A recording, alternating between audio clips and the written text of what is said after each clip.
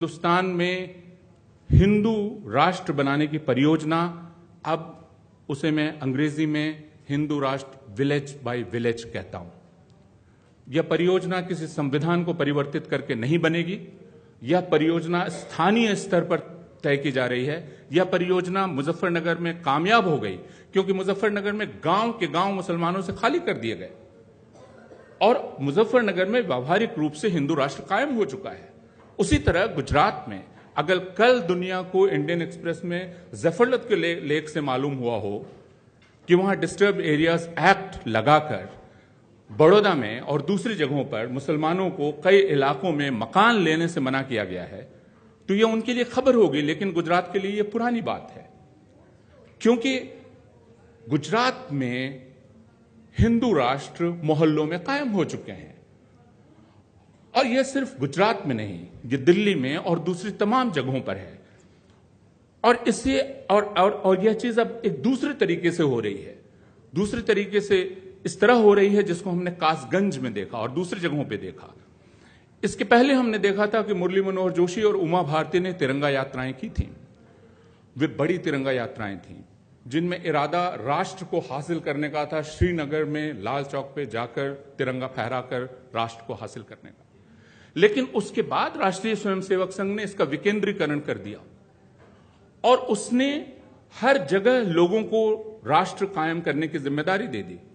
और ये राष्ट्र इस तरह से कायम किए जाते हैं कि आपके हाथ में तिरंगा है और आप मुस्लिम मोहल्लों से गुजरते हैं और आप पाकिस्तान मुर्दाबाद का नारा लगाते हैं और आप दूसरे नारे लगाते हैं और इस तरह आप मुसलमानों पर फतह हासिल करते हैं। यह राष्ट्रवाद का विकेंद्रीकरण है, हिंदू राष्ट्रवाद का विकेंद्रीकरण है, डिसेंट्रलाइजेशन।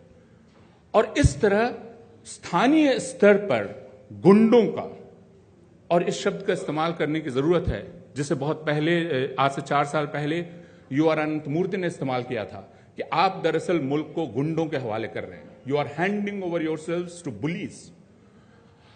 और स्थानीय स्तर पर गुंडों के हाथ राष्ट्रवाद दिया गया है।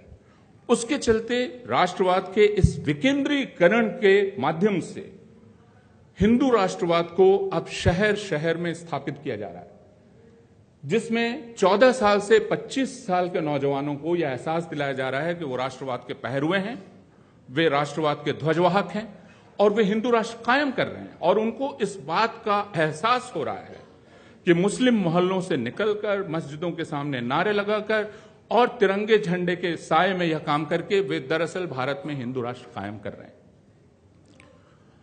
यह चीज एक दूसरे माध्यम से हो रही है, वह है हिंदू धर्म का राष्ट्रीयकरण करके। हिंदू धर्म का राष्ट्रीयकरण हमने देखा और एक रूपीकरण, जब आप दिल्ली में कांवरियों को जल के साथ आप तिरंगा लेके चलते हुए देखते हैं। यह जो मेल किया गया और पिछले 4 वर्ष से यह मेल किया गया है, जिसमें मंदिर समितियों में मुझे बताया गया कि तमिलनाडु की मंदिर समितियों पर राष्ट्रीय स्वयंसेवक संघ के लोगों का धीरे धीरे कब्जा होता जा रहा है। उसी तरह इन सारे पर्व और त्योहारों में, वो रामनवमी का त्योहार हो, वो कांवड़ियों का त्योहार हो, राष्ट्रीय ध्वज और हिंदू धर्म के नारे, जो नारे कभी नहीं लगते थे इनमें, और उसके साथ मुसलमान विरोधी नारे और पाकिस्तान विरोधी नारे, ये सब एक साथ लग रहे हैं। और इसका नतीजा यह है कि हिंदू धर्म अपने आप को, हिंदू धर्म के लोग अपने आप को इस राष्ट्र का ध्वजवाहक समझने लगे।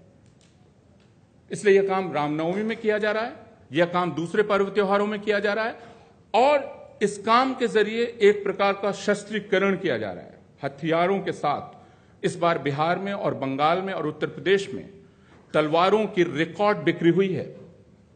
इस बात को पुलिस के हमारे दोस्त बतलाते हैं और दूसरे लोग बतलाते हैं, तलवारें ऑनलाइन बिकी हैं, अलावा इसके कि ट्रक के ट्रक तलवारें पहुंची हैं। और हिंदू धर्म का, जिसे मैं एक रूपीकरण कहता हूं, यह एक रूपीकरण देख सकते हैं। मैं अभी सच्चिदानंद जी से पूछ रहा था कि मलयाली लोगों को राम से प्रेम कब से हो गया, लेकिन मैंने कासरगोड में पिछले साल रामनवमी के 10 दिन गुजर जाने के बाद रामनवमी मनाए जाते हुए देखा।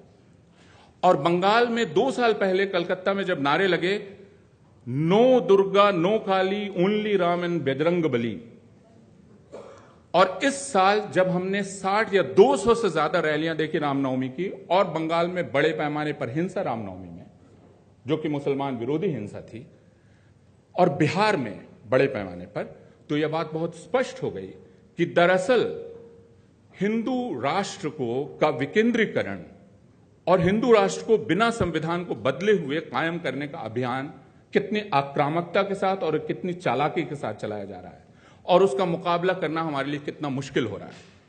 और वो इसलिए कि एक तरह का लफंगाकरण हिंदू नौजवानों का, जो 14 साल से 25 साल के हैं, इन नौजवानों का लफंगाकरण किया गया है, जिसे हम लुम्पेनाइजेशन कहते हैं। और यह एक लुम्पन या बुली नेशनलिज्म उनके हाथ में दिया गया है, जिसे वे अपने धर्म वालों पर भी और खासकर मुसलमानों पर कायम कर रहे हैं।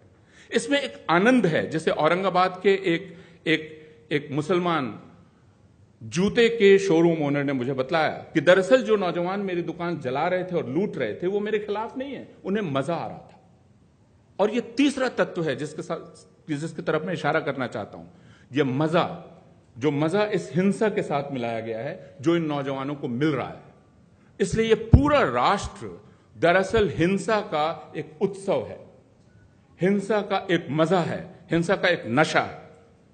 जब हम अफराजुल की हत्या के बाद राजसमंद में अरुणा रॉय के द्वारा आयोजित एक सभा में गए थे, तो वहां एक गांधीवादी कहने लगे कि असल समस्या हमारी नशे की समस्या है। और मैंने उनसे कहा, यह नशा एक दूसरे किस्म का नशा है, वो राष्ट्रवाद का नशा है, जो नौजवानों को दिया जा रहा है, और वो उतना ही घातक है, जिसमें अफराजुल का कत्ल करने के बाद कातिल अंदर है, लेकिन अफराजुल की मदद के लिए पैसा इकट्ठा किया जा रहा है, और वो शंभूलाल रैगर की मदद के लिए, और वो पैसा वहां दिया जा रहा है। और उसके बाद हमने इस रामनवमी को देखा कि शंभूलाल रैगर की बाकायदा झांकी निकाली गई रामनवमी के जुलूस में।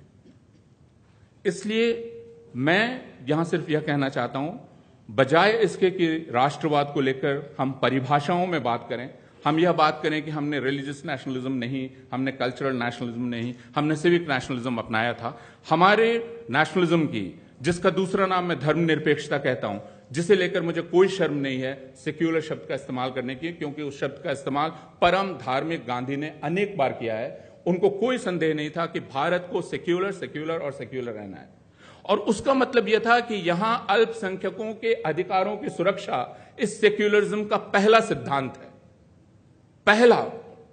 और अगर उसमें कोई कोताही की जाती है तो यह भारत का राष्ट्रवाद समाप्त हो जाता है। लेकिन 2014 में एक टेलीविजन डिस्कशन में भारतीय जनता पार्टी के इंटेलेक्चुअल सेल के चीफ ने मेरे एक सवाल के जवाब में धीरे से कहा, Indian minorities will have all the rights but with some constraints.